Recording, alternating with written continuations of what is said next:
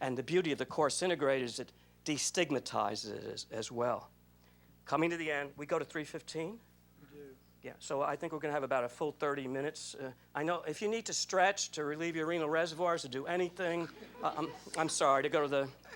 I thought I'd impress the English teachers with the alliteration, and that went over like a Led Zeppelin. Sorry. You know, I was glad to hear George talk about reflection this morning, because I like the Nessie and the engagement, but it tends to get the message that if they just get into it, they get involved. But it's not just involvement, it's involvement with reflection. And if I can define reflection I hate to read at you, but it's the best way to get us on the same page, literally and figuratively.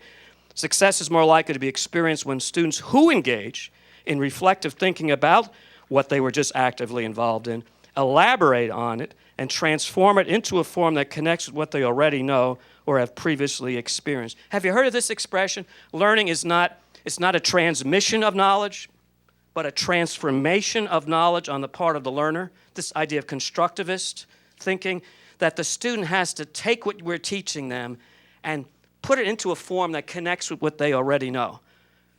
All learning is personalized. So at the end of a class or an activity, this could be advising too, could you relate to what we talked about today?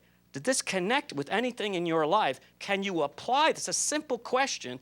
It's not just, well, we're going from knowledge to application. We're actually deepening learning. All learning, you know what goes on in the brain when we learn something? Are you familiar with that? This is hot now, brain-based research, brain-compatible research. Allison, you're nodding. I'm sorry. Just see what happens. You nod, and now you're in trouble. I love brain research. I read it. Okay. And how does what I'm trying to say relate to brain research, this building on what they already know, this constructivist, which is theory, but how does that relate to actual brain research and how the brain actually does learn? How it retains the information. Yes. Embeds it further. And what is memory in the brain? What happens when you learn something for deeply? What is happening in there? Well, obviously, we're going to carry this around. It's memorable. It's durable. It's got to be somewhere. Not to minimize the power of the spirit, but where is it stored? What happens in the brain when we learn something deeply they're not going to forget after the next test? What's happening neurologically? It's a synaptic connection. So it's not pounding in something new. As Jason's pointing out, it's connecting what we're teaching with what they already know.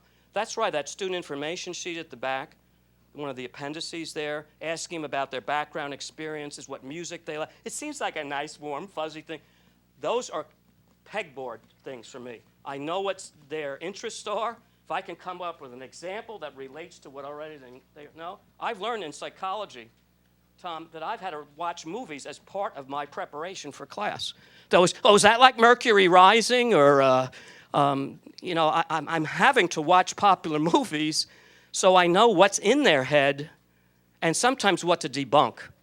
For example, that multiple personality disorder is not schizophrenia. Okay? I mean, I'm sorry to be clinical about this, that, people change personalities are not schizo. And the guy I don't know the guy with the JetBlue, what his diagnosis was. Did we ever find out yet? The guy who was kind of paranoid about we're going down. I've been kind of sequestered with Aaron the last few days, and that can, how that is, the whole world goes to heck. Paranoid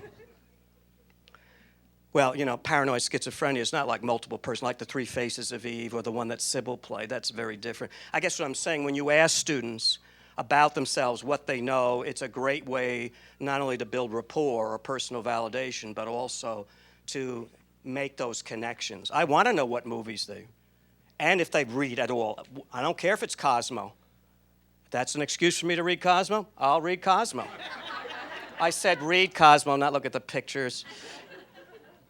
I like the way Larry Broscomp put it. He's, because I never had a quote to back up what I'm saying here. We want to get him engaged, but we also want him to back off and think about what they were just engaged in. He put it this way: just being engaged is insufficient and results in an incomplete education. Focused reflection based on experience is essential for growth. You've heard that's what converts volunteerism into true service learning. When they do it, but then they reflect. And writing, as George Cuseo said this morning, is a great way to slow them down, to get them to think about it. After group work, those group processing questions. Did people contribute equally? Was consensus reached? Was conflict resolved amicably? These are little, and when you keep asking these questions, have you heard of the Whorfian hypothesis that language shapes thought? If we keep asking the right questions of students, then they start internalizing, they speak the language, and then they eventually internalize it and start to think that way. Am I making any sense? Same with the thinking. We asking them, how would you apply this? How would someone from a different culture interpret? And we give them the prompts, but then fade. You heard of scaffolding? Fade the prompts after they've practiced them, as Cuseo said, and now maybe we've got a habit of mind. But where in the curriculum do we do that? We're so busy covering content, and I'm speaking to my own discipline, general psychology, survey. Here's another argument, I think, for our first-year seminar courses. Here's a place where we can articulate with not 9 million bones of the body to cover or 700 years of history to cover in U.S. history, where we can focus on those processes, metacognition, critical thinking, social intelligence, information literacy, all these things that we know are durable, lifelong, 21st century skills we can go at as primary coverage in our success courses, not secondary to covering all the content. Sorry, that's reflection. And I think the importance of writing and journaling here.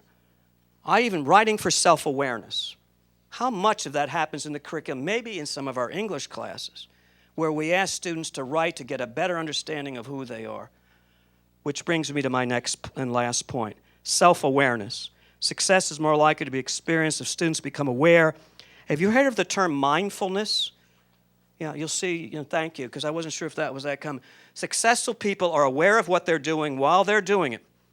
Chess players, whatever, they're very mindful. Am I doing it the right way, the best way, the most effective way? And I will adjust accordingly. Whether that be their learning strategies, their learning habits, or their ways of thinking.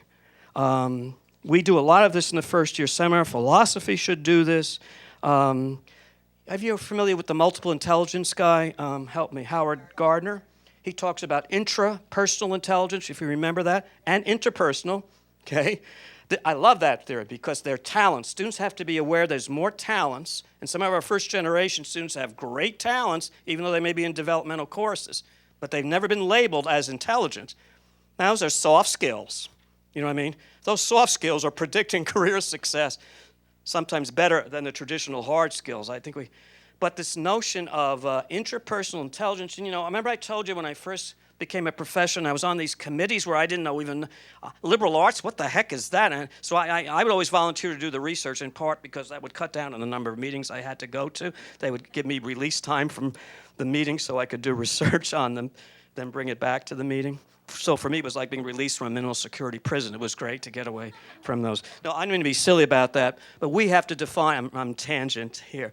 Service, is that part of faculty expectations at your college? I am sick of that area being just poo-pooed, either ignored or you check a box what committee you are on for service. I'm cathartic. Eric, I'm sorry. I've just, you know those group projects you did as a kid in college, and oh no, I'm going to carry all the work, or the social loafers do. Well, that continues in life, I can tell you. And faculty committee work, and the things that are important to student success, the out-of-class contact, all our faculty do that just because they're of the goodness of their heart. I've had some faculty tell me, Joe, I know what is good for students. I know what you want me to do, but you want me to contribute to student success at the expense of my own professional success. That doesn't count when it comes to my promotion and tenure. What do I say to that faculty member? I said, you're right. You're right. And one of those areas is service, and I don't know how I got off on that tangent, but let me just rationalize it away as the teachable moment. I went there. General education, liberal arts committees. I was on that committee, and everyone was so see it because there is a connection. But that committee, when I was on that liberal arts committee, there's a lady called Pat Cross. Some of you may know her in non-traditional, one of the original reentry adult student research at UC Berkeley. I think she's retired. Also, a wonderful book on cooperative and team learning she has out. And you can't ruin the joke. The emotionally relevant. But I was trying to comb literature for what are the hallmarks of liberal education? Certainly the transferable, durable, Tom, thanks. Nonverbal communication, so powerful. Certainly the durable, transferable skills that we've been talking about all along. But self-awareness was actually the number one. I don't know if it was Socrates or Plato, you know, how the liberal arts emerged from the Athenian Greece. You saw the big fat Greek wedding. They're so proud of all that educational tradition they have there. But it emerged from that, I don't know if it's Plato or Socrates. They hung out a lot together. I don't know why, but they did a lot of talking. But the idea of know thyself and to thine own self be true. I mean, when we're helping students find their career, that's not just a practical, you're helping them find their identity, who they are. They have to find themselves before finding where they're going to go. That is quintessential general education, and it's not happening systematically in the curriculum. And then I found this picture in the Chronicle of Higher Ed. That truly is self-awareness, this notion of introspection and being just as analytical about a piece of literature, a science experiment, a historical treatise. What we do in student success is critical thinking. Ku talked about application. What about applying critical thinking to ourselves, to our own life choices, our majors, our careers, our choice of mates? I know I've done this with students who are debating about, I'm in love with, I think, your psychology, they think you're a psychologist, you know. I'm not a therapist, but they do come to you, and I try to listen. There's nothing we need to teach faculty is how to refer, not just to say it's not my area, you know, but listen, and then if it's beyond, give a call to the counselor or walk them over. I mean, there's a whole stuff embedded in this. We could do it all day. But where was I going with that? Oh, but when I was talking to that student and asking her questions, okay, she was hanging out with this hockey player. You know, hockey can be pretty violent. And the guy she was dating was the enforcer for the San Jose Sharks. And it came up in psychology class. We were talking about whether trait versus state, whether human behavior, you're consistent or whether it's situation specific. And I remember talking with her. She ended up marrying him, and she's happily married. Last time I talked to her, emailed her, was 6 months ago. So far, so good. But when I was talking to her about making that choice, and we were doing critical thinking about her life. We were weighing attributes, talking about whether that behavior, you can't assume that he's going to be violent towards your children or towards you. We talk social psychology, how behavior sometimes can be very role-defined. We were talking about her love life. It just dawned on me, you know, that we were really using critical thinking if I ever stopped and labeled the questions that I was asking. I'm convinced that what Ku was talking about, application, we can apply that to the self-awareness. You've heard about how some good students are good self-monitors. They know when they're not getting it. Why are we doing early alert for? You think they'd have a clue that they're in trouble? You know those students that come to you with 2 weeks to go, what do I do now to get an A? You know, I don't throw them out of my office. And hopefully, if we were giving better feedback, they should not be in that position. But some of we run into that. Poor self-monitors. Or they think learning is memorization. They don't know if they're really getting it. They've memorized it, or they've looked over the math problem, but they've not actually done it, like the flight crash that Ku showed. The good self-monitors. Then you have metacognition down there, right? I'm sorry, I'm cheating. Allie, I have to borrow yours. I could see mine, but I want to engage you. This is a teaching strategy.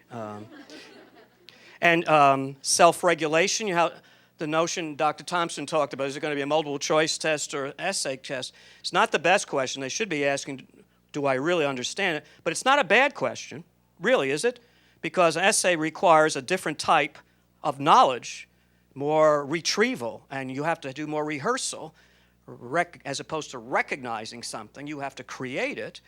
Good students seem to have all that. And all the self-assessment we do in first-year experience, student success, academic advising, career counseling, these vocational interest tools, and these, I look at that as a powerful form of self-awareness. We're doing general education as it should be done. And where else in the curriculum is this happening? Another criterion to consider when you're about your program and your courses and what you do. How do you prioritize? This has always troubled me, even in the first-year seminar course, where we could do so many things. And if you do a decent job, then everybody on campus, can you cover that? Sexual harassment, we're having a problem. Cover that, and it becomes the spare room for anything that ails the campus. But one of my touchstones is where else in this curriculum will this happen? We have some schools I go to them, probably 50% oral communication is not even a requirement for graduation. And if it is, they could take it at any time. So you got, if they're fearful of speaking, they could wait till senior year. Well, gosh darn it, I'm going to have I'm going to have a group project in my first year seminar class where they present as a group. I'm doing that because I know it's not happening to them elsewhere. And this self-awareness, I would argue, is one of those curricular voids. Aston talks about a lot of this. If you're familiar with Aston's, he's older now. And by the way, his brother was on the Addams Family. Remember that old Addams Family? There's a little bit of gossip here. He talks about this as a form of spirituality, and not necessarily in a religious way, but the interior life. We're so getting into the outer world, understanding the world around them, but they also have to understand the world within them, their interior world. He calls that a form of spirituality, introspection and contemplation. And it might sound like an old guy who's complaining about these kids today, which I swear I said I wouldn't do when I was a teenager. But I don't know if it's high tech or high-stake testing, or both. They don't seem to do a lot of contemplative introspection anymore. It seems like the call for this kind of self-awareness is stronger today than ever before, perhaps because of we can power on so easily and tune into the outside world and not into the quiet solitude of the inside world. Well, I meant to give you a half hour, and I've given you a whopping 15 minutes.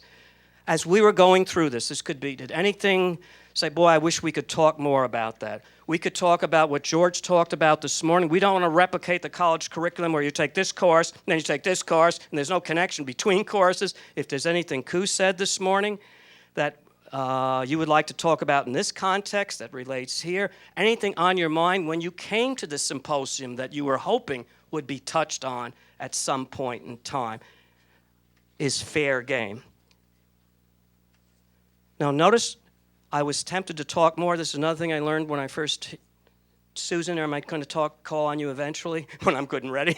That most faculty don't wait long enough when they ask questions. There's been studies of that.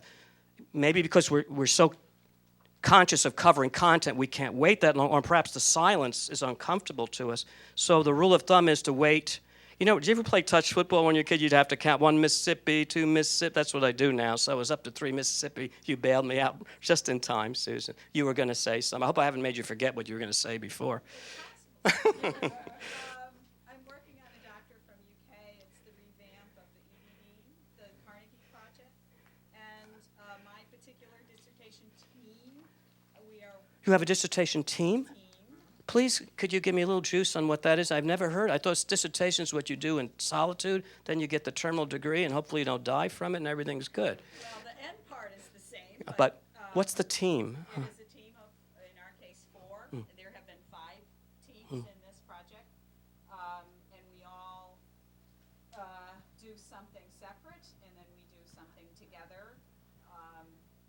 And 4 of the teams have successfully completed the journey. I am in team number 5, and we're working on it. But I wanted to say that Please. We are doing organizational functioning in community college units based upon positive psychology and using psychological capital and positive attributes of leadership. And it's very nice just to hear someone mention the word, because we've been labeled many different interesting labels, the Pollyanna group. Yeah. But you said how difficult that is to explain, and it is very difficult to explain unless someone is at least familiar with the literature. Explain to whom now? Anybody Did who you want to will listen. persuade? Yeah. Well, you've heard of the difference between a group and a team, and all that the CEO executive literature about one of the complaints of college graduates is they do not work well in teams. Then that begs the question, what makes a team a team? I am really impressed. Here's another thing that I dislike about higher ed, pecking orders. EDD is not as good as a PhD. Do you know that, Susan? I just want to make that patently clear. Okay, now this is the stuff. Harvard just gave up their original EDD. Yeah. And in the article in Inside Higher Ed, it mentioned the program that we're in, and it even mentioned the person who's writing a book, and we're actually contributing to that book right there at Inside Higher Ed. So we're famous one way or another. Yes. Well, let me take this as a teaching. Why do we devalue anything with education in the title? Because it's a process. What we've been talking about all day is process. I'm not talking about covering what went on in the Civil War, as important as that may be. Anything, that's why it's anything that's not a content, where there are factoids, factual, anything that's process, like reflection, engagement, all these things we've been talking about, I'm hoping you could relate to anything you do. Whenever we talk about process, we poo-poo it. But process is exactly what general education is. That's the most primary outcome of a college education, are transferable, durable, I don't want to say content-free, but cross-content, cross-contextual, cross-occupational skills. So the things, I guess I'm giving you fodder for your canon, those kinds of skills like teamwork. And what I was starting this is that I think the best definition of teamwork has come from the K-12 sector. These are some of the pecking orders which I started off on, EDD version. And of course, if it's K-12 or P6, what do you call it, P16 here in the state? Oh, that's teachers teach, professors profess. That's teacher stuff, but I can tell you the cooperative learning stuff, Spencer Kagan, Robert Slavin. My wife's an elementary school teacher. I was so impressed, I've used it in my class. Individual accountability, interdependence, this has to be built in, reflection, processing on the group work. I learned intentional group formation, which I think I said before. You just don't randomly, you form teams with an educational outcome in mind. Want diversity? How about this? Where they're diverse, but they have a common goal. So now we got the diversity with the unity. That's the best way to promote appreciation for diversity. Working toward a common cause with different backgrounds. I got all that from K-12. And I don't know if I've helped. I guess I was trying to give you fodder for the canon. Teamwork, one of the most critical 21st century skills. We need to be intentional about it. Your program is intentional. They're ignoring the process. Facts, you've heard about facts. Today we can look it up. But even then, we have to be critical thinking because we can get very unscholarly sources back to the process. And B, even if you've memorized a factoid, it has a short shelf life. You're likely to forget it. Skills don't fade. One of the outcomes we've come to, we've all finished our research and our analysis, is the leveraging of intangible resources. And there is something available to higher ed in terms of cuts. Those are things, though, that are under control of the people who have to implement whatever it is. And so we actually showed how that works, and it's fascinating. Yes, it is. And if I can just reinforce, when you do time management or talk about students' money management, doesn't seem like very academic skills. Embedded in there are some major value clarification stuff, right? How we spend our time and our money really tells us what we value. Those little practical things that we do in student success courses that for students who need it, God knows. I see April 15th coming up. You can't tell me people don't need time management and money management as a lifelong learning skill. And embedded in these things are some very powerful life lessons. All we have to do is be intentional about pulling it out. And I think the best defense is a good offense. I think we have to have on the tip of our tongue, that's one of the reasons I wanted to go do this with you today, is an arsenal of arguments to defend what we are doing is what college education was intended to do, to provide them with lifelong learning competencies that won't fade with time, that could be applied to all these different careers that are being created as we speak. Even in those workforce development programs, I think my friends would argue, we want to teach them a skill or trade, but we want to embed in that at the same time, just in case that trade becomes obsolete. I'm worried about their mobility. Thanks, Susan, for getting us started. The first question is always the important one. And we do have to take time to acknowledge students' contributions in class, too. I mean, I don't mean to make a big issue. If someone is the first one to contribute, I'm just going to take a second to validate or reinforce that. Oh, I had a friend in the back. Your name? And can I ask who you are, where you're from, and what you do? Okay, I'm Karen Lewis. It's Karen. And I'm from the University of Kentucky. Where they're doing great interdisciplinary stuff, I hear. But go ahead, Karen. And what do you do there, Karen? I am an assistant provost for undergraduate education and director of UK Academic. Thanks, Karen. And your question or comment? Because I hear a lot of negativity. I think we're a negative society. We're negatively focused. And I hear a lot of negative language about students and Oh, yeah. how that and labeling of students.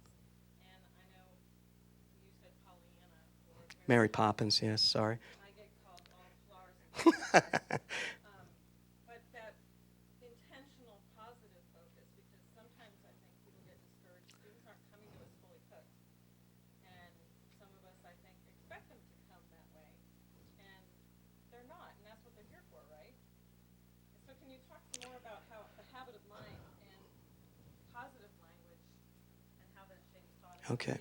I'm going to start, and please tell me if I'm off base, is what makes a quality university? Okay? What makes your institution, when you go to bed at night, because we do have these pecking orders. We all know that Harvard and Stanford's the Harvard of the West, and Harvard is the Stanford of the East, and Rice is the Harvard of the South, and Duke is the Princeton of the Southeast, yada, yada, yada, yada. Okay, now this is language now. If we only had better students, okay, that you hear this. Now what's underlying that to me is a language about what quality is. What we are, what we do as professionals, where we work, what makes us a quality place, who we let in the door, is quality equate with selectivity? That's the underlying language there, which to me says the quality of an institution, a higher education institution, resides in the admissions process, not in the educational process. So go congratulate the admissions people at these selective institutions. Now I'm not sure I'm getting at language. I'm getting at language. This is how the language we need to speak.